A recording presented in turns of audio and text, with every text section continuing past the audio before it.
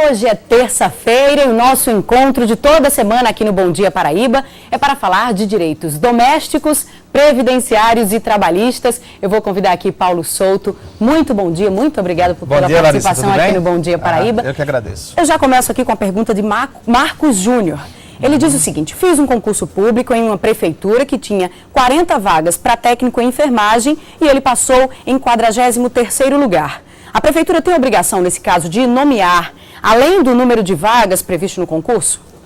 Não, Marcos, a prefeitura só tem a obrigação de nomear aquele número determinado de vagas. Ela pode até nomear outros candidatos, mas a responsabilidade dela, que a justiça já definiu, se o concurso é para 40 vagas, passaram 40 candidatos, os 40 devem ser nomeados. Mas, a partir daí, o excedente fica a critério da prefeitura, não há obrigação dela. Edneide, de Mogeiro, aqui na Paraíba, ela diz o seguinte: eu conheço um caso de uma mulher que era aposentada e faleceu, e o marido não teve direito à pensão por morte. Quando isso acontece? Edneide, olha, aí o marido, a mulher tem que comprovar, o marido vai ter que comprovar que a esposa era segurada da Previdência Social, certo? O primeiro passo é esse. Segundo, ele tem que comprovar que era casado ou vivia numa união estável. É isso que ele tem que fazer. Agora, o principal é que ela tenha que comprovar que é exatamente segurada da Previdência Social. Vamos agora à pergunta de Marcos Araújo, de Santa Rita, aqui na Paraíba. Um vigilante tem direito de receber um adicional de risco de vida no salário? Marcos, tem. Se ele trabalha com arma de fogo, principalmente, ele tem direito de receber o adicional de risco. Vamos à pergunta agora do Sérgio. Ele diz o seguinte: eu recolhi o INSS da empregada doméstica do mês de julho, no dia 15 de agosto. Mas, por engano, ele preencheu na GRPS no mês da competência como agosto e não como julho de 2013. Como é que ele pode corrigir este recolhimento para o mês correto? Sérgio, você tem duas opções. A primeira é você ir à Receita Federal do Brasil pedir a restituição. E a segunda é você pagar aquela competência que você deixou com juros e multa, que é o mais prático, porque o trabalho que você vai ter para receber esse dinheiro da Receita Federal do Brasil custa menos você exatamente pagar com juros e a multa, que não é tão alto. É melhor pagar com os juros e a multa. Aproveitando esse assunto, Paulo Souto, a gente vai dar uma pequena pausa aqui nas nossas dúvidas, porque já são 5 meses de aprovação da PEC das domésticas. Como as mudanças são recentes, muitos empregadores ainda têm dúvidas e acabam cometendo erros na hora de contratar o trabalhador. A gente vai chamar a repórter Karine Tenório agora para participar com a gente ao vivo. Karine, apesar de tantas dúvidas, as contratações formais aumentaram, né? Bom dia. Bom dia, Larissa. É verdade. Esse é um sinal que muitos patrões decidiram regularizar a situação de seus empregados domésticos. Em março, antes da PEC, eram cerca de 12.200 empregados domésticos com carteira assinada na Paraíba.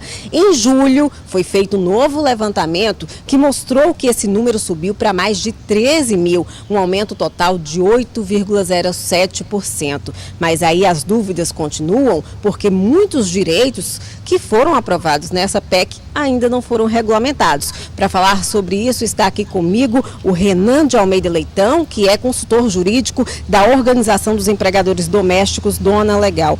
Renan, bom dia. O que é que os empregadores mais levam de questionamentos para você? Bom dia a todos. Atualmente, após essa regulamentação da emenda constitucional que aprovou os direitos da empregada doméstica, a dúvida que permanece é a respeito da jornada e de quais direitos já entraram em vigor. Fica só um esclarecimento a todos os empregadores, que a jornada de trabalho de 44 horas semanais já está regulamentada.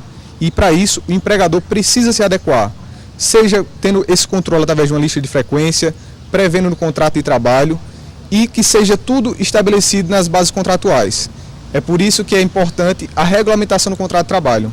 A jornada foi aprovada, mas não foi aprovada a regulamentação de como se deve se organizar esse horário, essa jornada.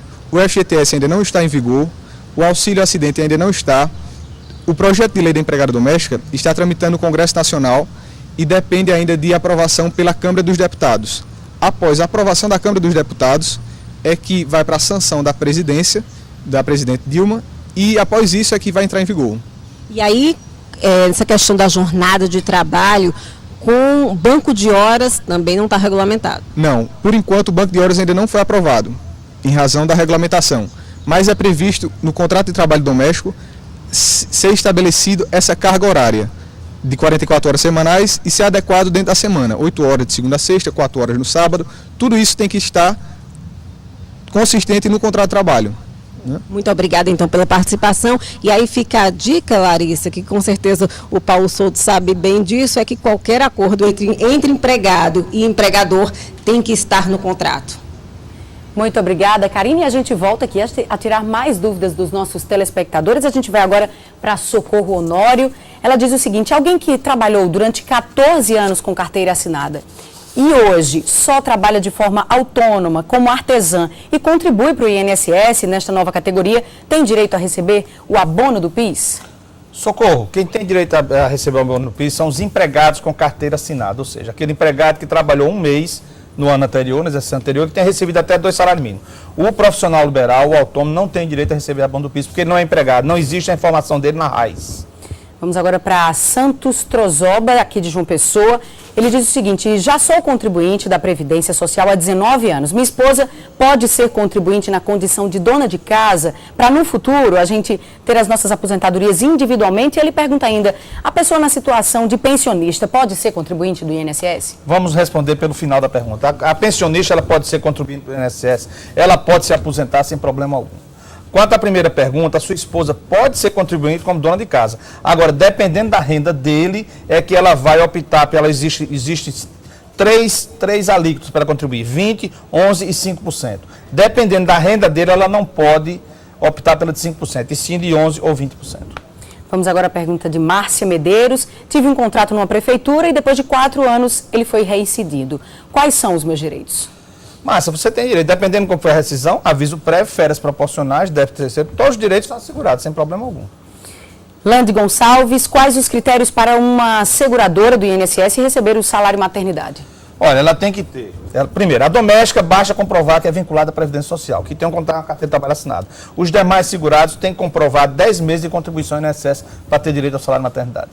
Armando Félix, ele diz: tenho 22 anos de idade, só contribuí pouco mais de 12 meses e descobri que sou cardiopata. Será que tenho direito a um amparo social, pois estou limitado a esforço físico e só posso pegar peso de até 20 quilos? Armando, você mesmo falou que você está com incapacidade parcial. Direito a um amparo social são aquelas pessoas que são totalmente incapazes para o trabalho, que não é o caso dele, e que a renda per capita familiar seja de 1/4 salário mínimo. Vamos à última pergunta aqui. Davi Jonathan, ele diz: qual a idade mínima para se fazer um concurso público?